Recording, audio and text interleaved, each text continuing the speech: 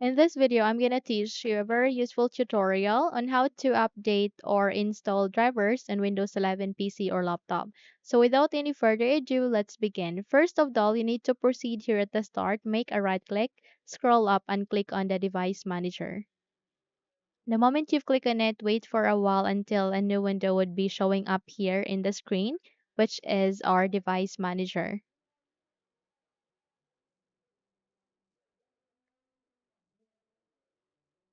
So here at the device manager, you would be able to see a list of the options where you can see all of the adapters, the drivers that is being present here in your Windows 11.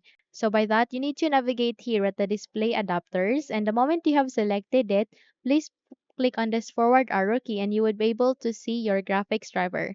So here you need to make a right click and click on update driver. And this window will allow you to choose two options, which are to search automatically for drivers and to browse my computer for drivers manually. So proceed to the first. And here it says that the best drivers for your device are already installed. Click on this backward arrow key to show into the previous page. And by that, you need to proceed with browse my computer for drivers manually. Click on this one. And from here, you will be able to see a option called let me pick from a list of available drivers in my computer. Click on it. And this one, it will show you the compatible drivers. So click on this one. So try out one by one, then click on next, and in that way you would be able to update and install the driver in your Windows 11. So try out the second and go with the third and so on, and in that way you would be able to install that and update in your Windows 11.